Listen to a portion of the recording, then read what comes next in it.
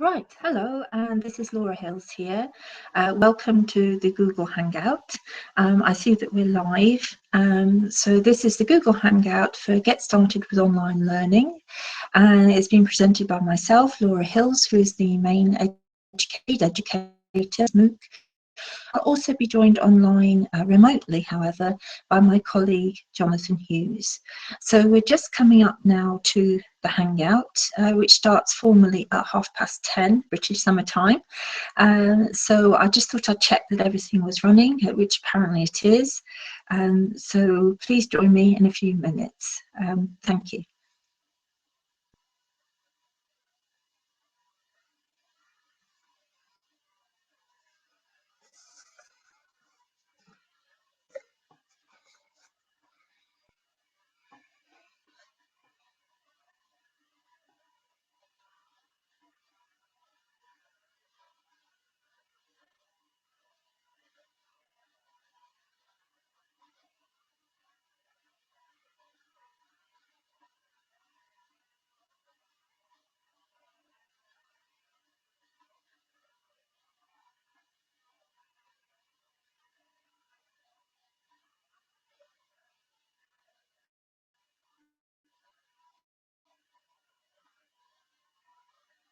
So we've got 1 more minute by the looks of it before the Hangout. So again, if you're just joining me now, welcome. My name's Laura Hills.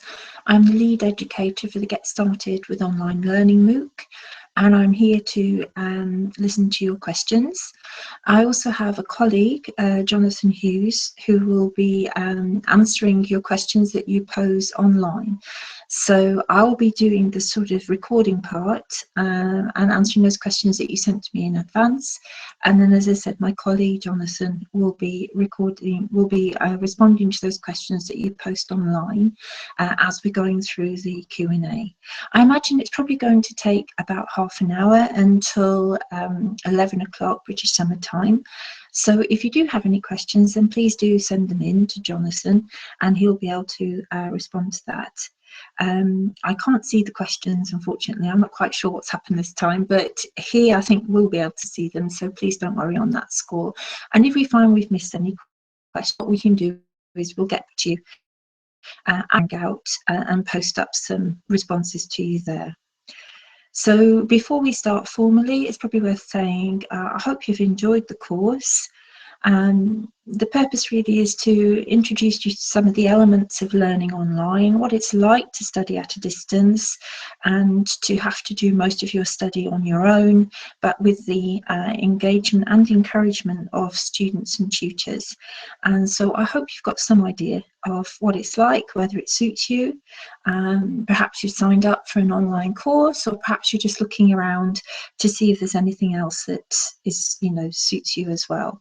So we'll see, how far you've got and whether you've enjoyed it. Perhaps some people will post their comments in to this Q&A session, and otherwise, obviously do post them up to the discussion boards within the MOOC itself, and I'm sure I'll get back to you.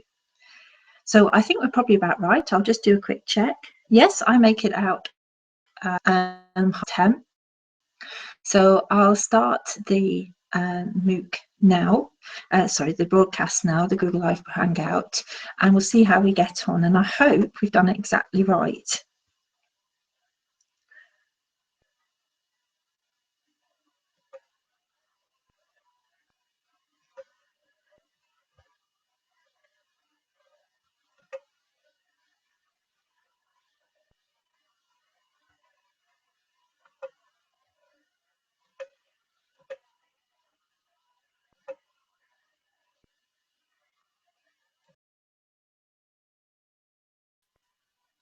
Right, hello. I think we're probably about right now. I hope that we've done this correctly. I seem to have started another Google Hangout unexpectedly, so I hope this is the one that we're meant to be doing. This is certainly Get Started with Online Learning, and so welcome. My colleague Jonathan is on hand to look at some of the questions that you've posted. So thank you, Jonathan, for that. And I will be to the questions that you've submitted prior to this Google Hangout. As you can probably tell, I'm still quite new to this, so you have to bear with me a little bit, and I hope I'll get everything right. So what I thought I'd do first is just welcome you to this Q&A session and to give a quick overview of what we'll be covering. So I think the first thing probably to mention is the timing. A few of you have said that you couldn't make it today because you're at work. The timing is always difficult because these MOOCs go out worldwide, then obviously wherever they go out and at whatever time, then it may be that some people can't make it. And that's what the value of the recording is, so that you can actually catch up and hopefully follow what was going on. So I'm sorry if you couldn't make it, and I hope you find this useful nonetheless. So as I said, the purpose here is really to go through the questions that you've posted, and there were sort of 6 key areas that you covered in your questions. The first one was the focus of the course. The second one was student motivation. The third was online, influence to study online. The fourth one was academic skills, and then assessment, and then credit, what we mean by credit. So all of those are very relevant to this particular course, and so hopefully I will be able to cover those questions as we go through. So I thought I'd start with the first question, which is the focus of the course. So one student here, Kyla, hello Kyla, mentioned there's one problem: there's no course about learning English from the beginning or from the start for people who really want to learn English. This is true. This course is not really designed for people who want to learn English, although we do have a lot of learners who come saying that they wish to improve their English skills. It may be that if you look through the other FutureLearn MOOCs that you'll find some that are more suited for your needs. Otherwise, I'd recommend that you look at our OpenLearn site. So this is the Open University's OpenLearn site. You just Google that, and you'll find that there are quite a lot of courses for with English second language, who particularly are trying to improve their academic writing skills. So if you look up OpenLearn on Google, you should hopefully find it there. And there is one particular course which is called a badged course, which I think is something like Start with English or something like that, or Start with English Skills, and that will be quite a good basis. But most of the English language courses on OpenLearn will be suitable for you, so have a try there, Kyla. The second question comes from Kenneth, and he said that he hoped that the course would be more sort of online with the sort of introductory video he watched, and give him a much better idea of what it would be like to study, say, at the Open University in terms of the length of the course, his engagement with tutors and that sort of thing.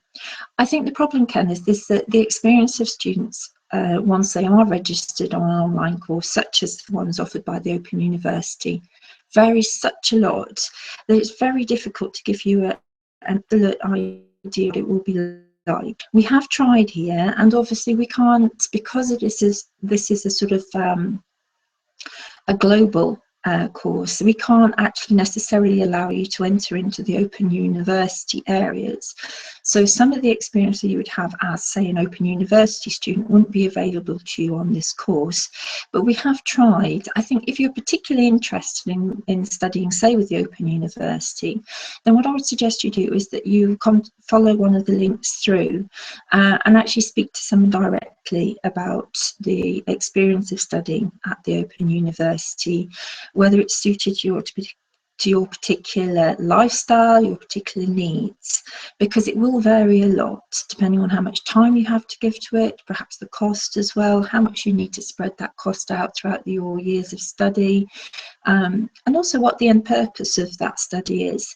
So I'm sorry it hasn't quite delivered on what you wanted, but I think its idea is to give you quite a broad brush as to what online study is like, and then what I recommend you do follow that specifically in relation to your case. So I hope that helps.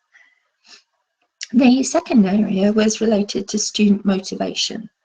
And Venus says, can you explain how we as tutors can motivate the students, such as apprentices, to use the virtual learning environment?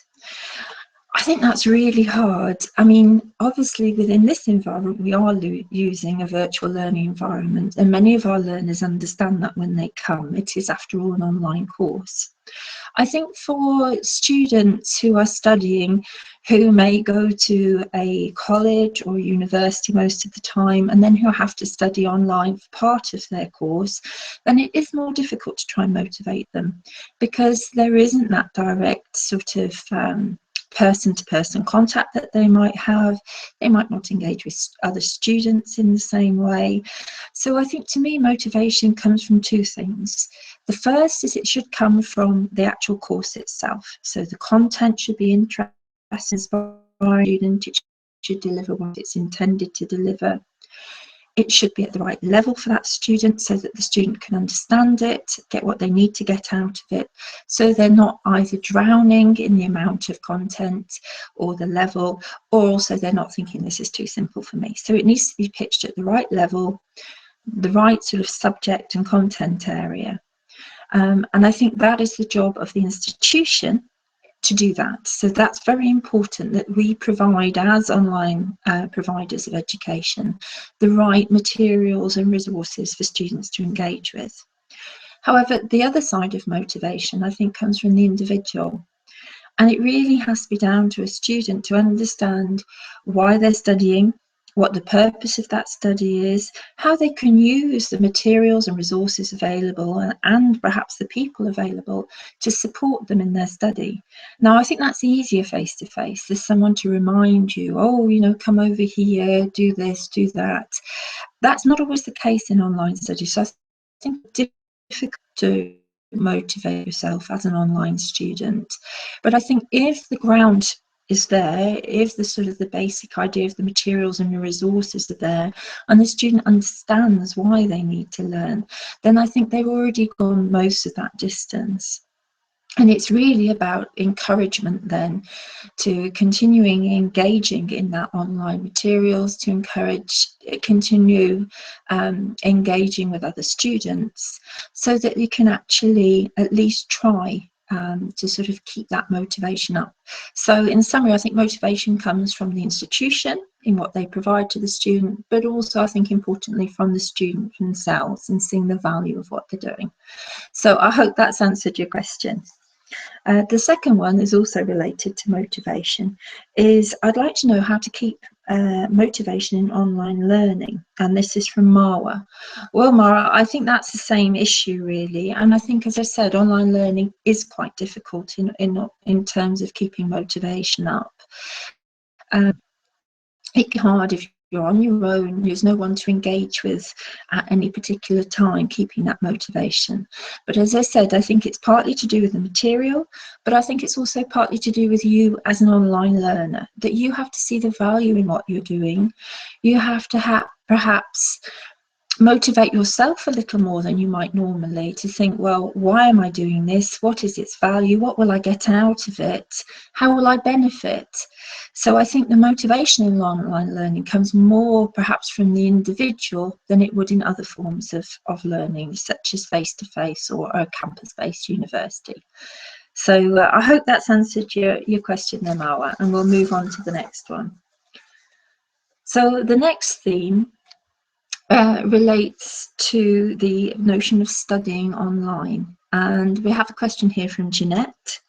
And this is a very simple one, which is, what sort of software do you need to study online?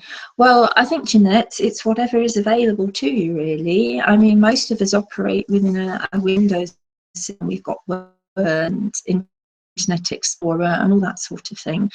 So I think what you try and do is use the software that you have available to you as best you can. Sometimes that software may be a little old, in which case there may be updates available, or sometimes you just have to cope with a slightly slower download speed. But I think really the way technology is moving is that the software will keep having to be updated, so that you can get a better experience, so that you can watch programs like this live, contribute live, and, you know, gain as much experience of learning online as you can, and a sort of similar experience as you would in a face-to-face institution. but I think it may be at the moment sometimes the software lags behind slightly what is available across the board, and I think it's just a question of updating when you need to, and using the software as best you can. It may not be perfect. You may perhaps have to watch this after the event rather than live because of download speeds, but at least some idea of what the experience is like. So I hope you're not in that position, Jeanette, but if you are, then just, you know, sort of work with the software as best you can. So we have another question from Patricia. I have some doubts, especially related to the different kinds of electronic sources. Can you help with that? Do you mean electronic sources here, Patricia, in relation to finding things out online, such as Google and other search engines? I mean, there are other search engines, but I can't think of any offhand. And I think all electronic sources can be quite tricky sometimes to use, particularly if you're sent off to use them and you're not sure whether they're going to work. So some of the examples here from the online science laboratory, I know some learners on this particular course have had issues with accessing those resources, and it can make life very frustrating. Part of that, I think, relates to Jeanette's earlier issue about the software. Sometimes we simply don't have the software available on our laptops or our desktops in order to facilitate very easily. But sometimes it's just things happen. And I think the more we use online resources, the more we are prone to have things, you know, happen that we perhaps didn't anticipate. And I think it's just a question of living with that. If necessary, stopping, starting again. You know, it's frustrating because we expect everything to work, but sometimes things don't work in that way, and so we just have to live with it. So I think it's, you know, I would say in relation to your question about the doubts, I think sometimes things don't work as well.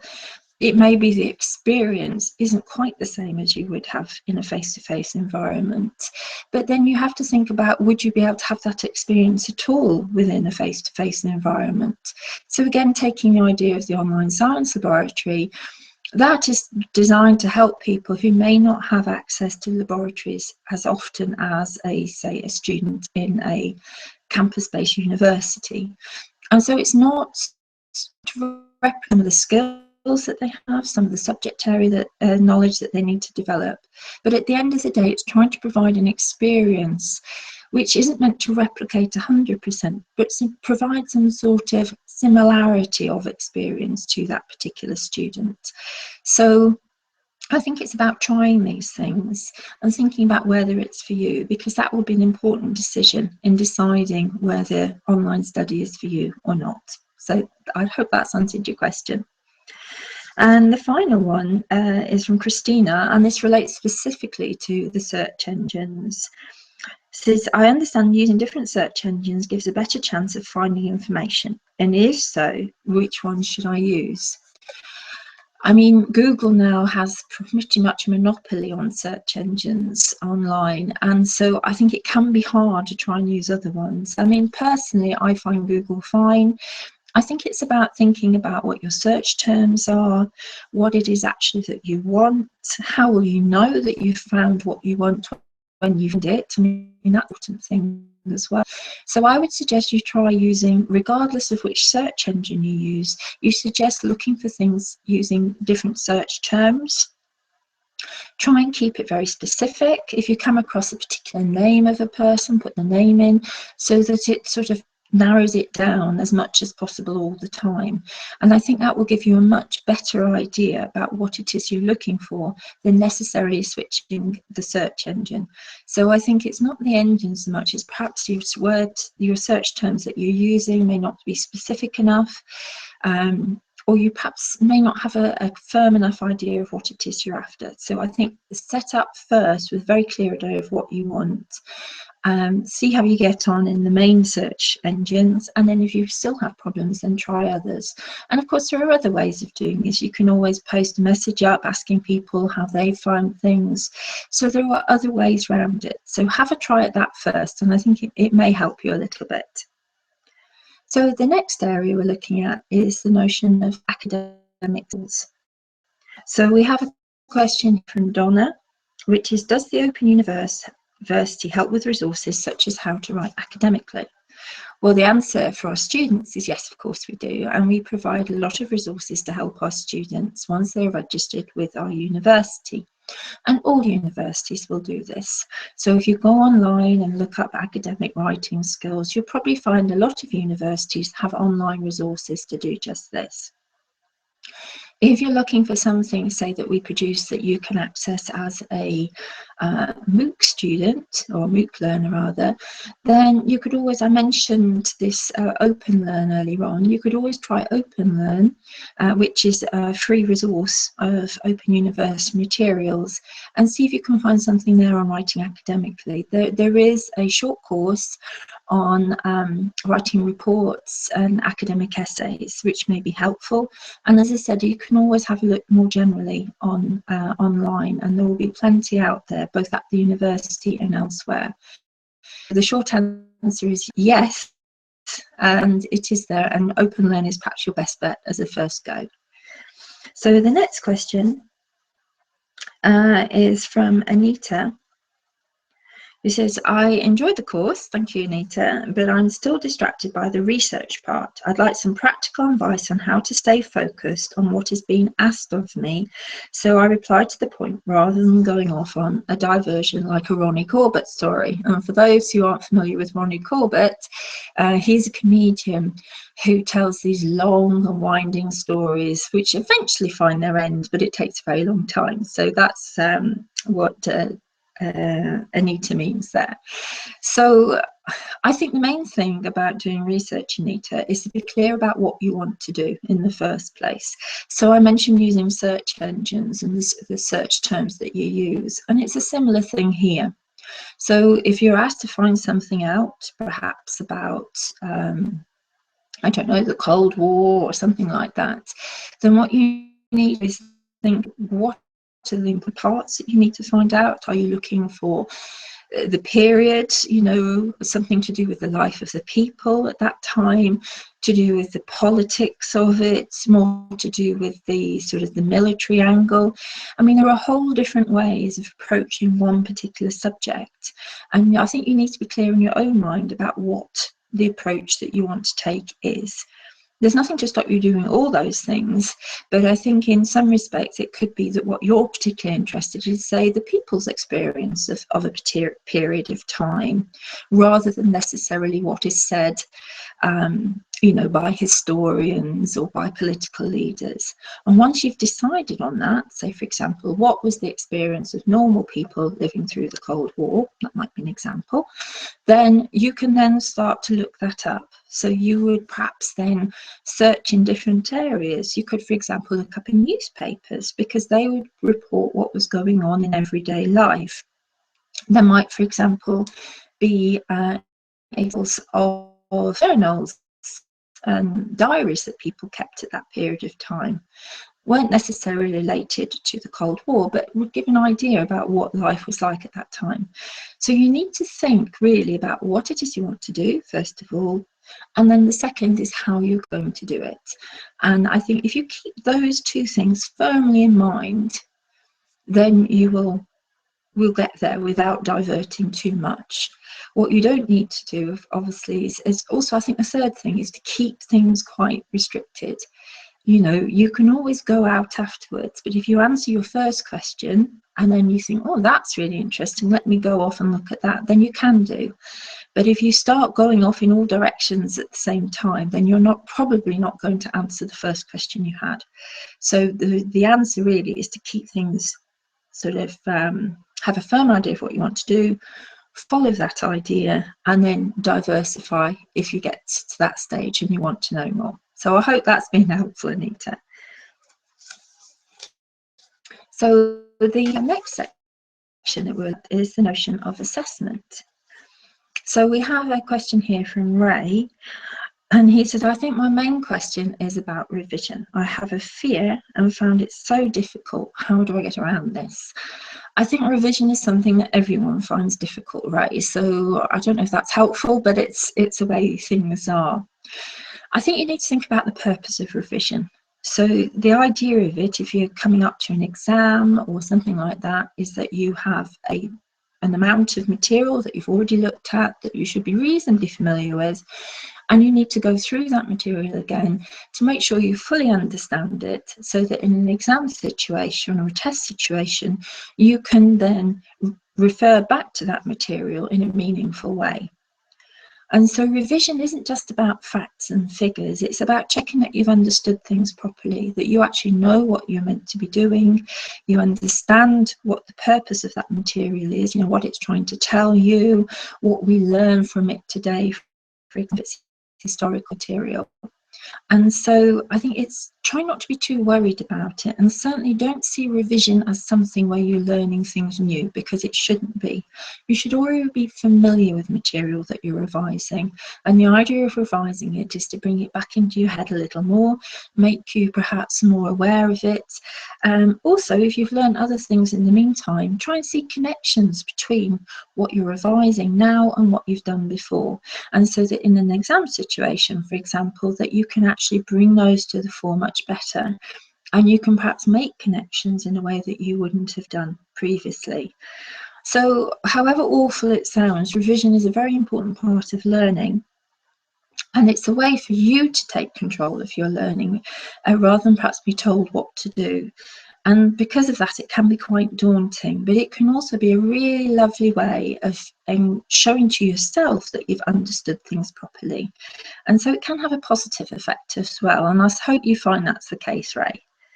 The next question relates, is here, and it's about the assessment process again. What skills will be expected to just demonstrate? What knowledge will be tested on? Well, in relation to this MOOC, there is no specific assessment, and so there is no knowledge or skills that you'll be tested on. Normally, in a situation where you are tested, then it will be made very clear to you at the start. So, for example, we have badged courses in our OpenLearn platform, and it's very clear that there is an assessment every week at that point. And you are advised what the focus of that assessment is and what will be the product of that assessment. And so it is very obvious what will be happening. In this particular MOOC, there is no assessment. And so you don't need to worry too much get started with online learning about having to revise, about having to understand everything or show you've understood it.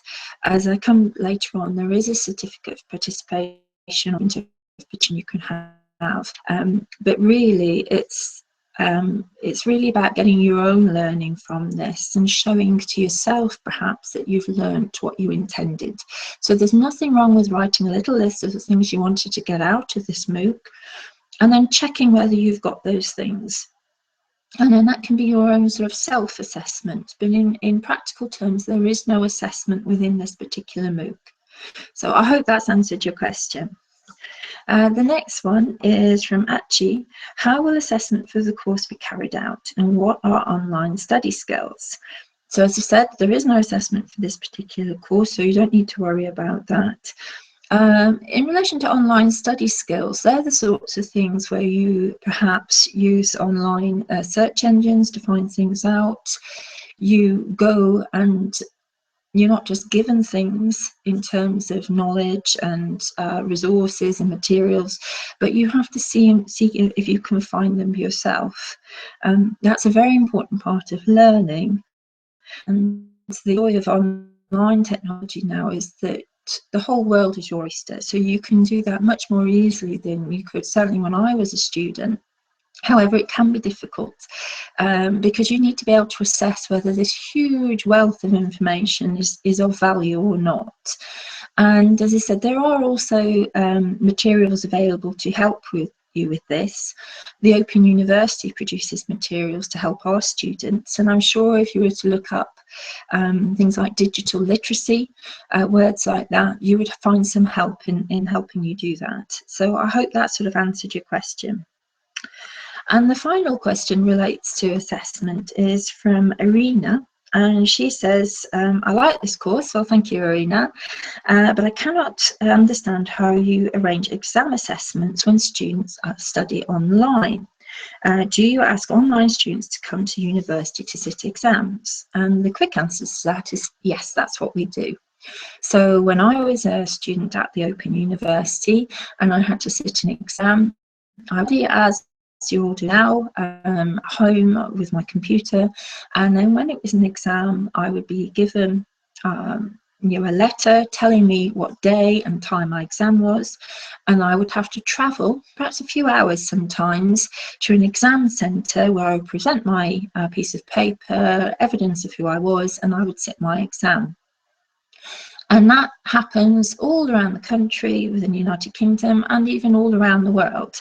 So whenever a student at the Open University has to sit an exam, then they can do so within a centre, which is specially sort of hired for the day for students to be able to do that.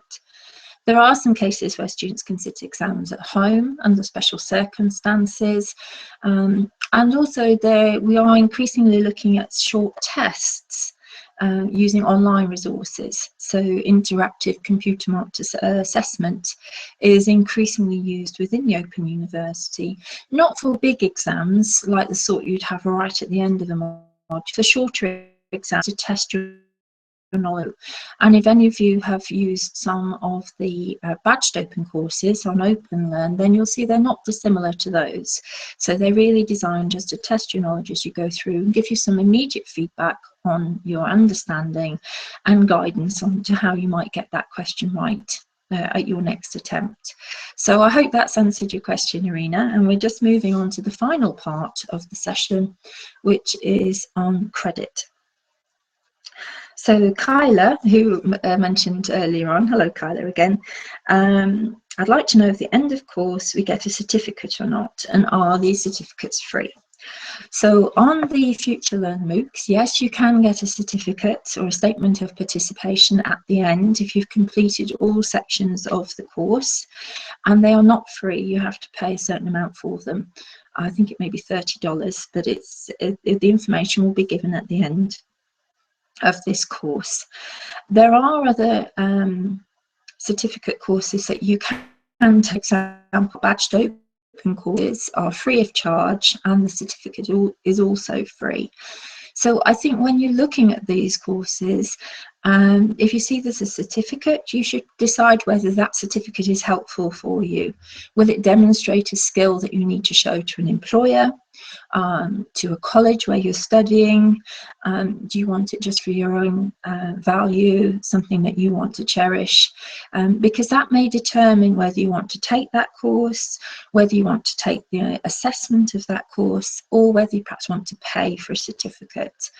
There's nothing wrong with just taking this course without paying for a certificate, and if that suits your purpose, then you should do so. If you think you need some evidence that you've taken this course because it's of value to you in the long run, then that's a choice you can make, and then you can then pay for it. But as you start courses, it's always worth checking to see whether the courses are free in themselves. So the FutureLearn ones are, but others you may have to pay for. And then also, if the course is free, do you have to a certificate of participant or something similar? So that's a decision for you to make, and most of the information is out there very easily, and so you can make that decision before you really start. So I'll move on to the next question now. So some of the next questions relate to the credit system. So Amit says, I've looked at full accredited courses and I'm confused about the credit system.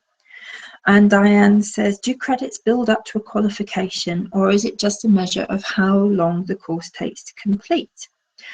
So these are quite similar questions. And so the idea of credit is it gives you points on a system for the course that you have taken.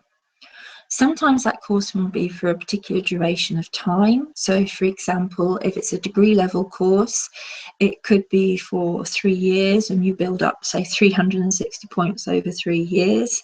But it also identifies the level of study often that you've taken. So if you've done a degree, then it would be levels in UK terms, HE level 6, so that you can show not just the number of points you've got, but also the level. And so it's perhaps too simple to think of it purely in terms of the duration of the course, but it shows some idea about how that learning can be sort of objectified, I suppose, what that learning means in terms of a whole learning experience. So it could be, for example, that it's just 10 points. So that shows it's a relatively small piece of learning. It could be that a much bigger piece of learning is 30 points. And so that shows that the amount of learning that's taken, often related to the amount of time, is greater. And so you've had to put more effort in as a learner. And so time is a factor in this, but it's not the only factor. It relates to the depth of learning, the level of learning, and also the duration of that learning. So you're not likely to do a 30-point course in the space of a day. That will happen. But you could do a 10-point course over several months if that's appropriate. So it's how you interpret that information about credit. And as I said, all universities, if they're offering credit, and some are starting to offer a credit through MOOCs, will give you that information. So it's worth looking to see whether that particular course is for you, whether that credit is of value, and whether you can use it towards something else perhaps. So I hope that's answered your question. And the final point here is from Gillian, who says, are credits from the Open University recognised in other countries? And if so, how are they applied to that country's third level credit point system? Well, Gillian, most universities within the European Union, including the Open University, have a system whereby the credits that we offer are recognised across the European Union. This is through something called the Bologna process. And so an undergraduate degree at C level 6 in the United Kingdom, which could be an Open University degree or any other degree for that matter offered by an English-based higher education institution, would be recognised by, say, for example, the Irish system in your case. It's always worth checking, because it's not just to do with the qualification overall or the level, but it could also be to do with the subject area. So, for example, if you want to do a course that has a specific focus, perhaps related to, say, nursing within your particular country, then it may be that a degree in nursing within another country would not provide you with the same level of experience or skills that were required within your country. You have to always make sure that that's the case. But in general terms, degrees such as the Open University that are offered within the United Kingdom are recognised across Europe at a similar level. And so there's no reason why you couldn't see Open University if you chose to. And in fact, we do even have a centre in Ireland. So if you want to follow this up, then do. But for anyone else, it's just to say that universities within Europe in particular have a system now for recognising the credit that students have acquired within one country and whether that's transferable to another. But it is always worth checking, because it may be that your particular subject area has specific requirements within a particular country. So that brings me to the end of all your questions.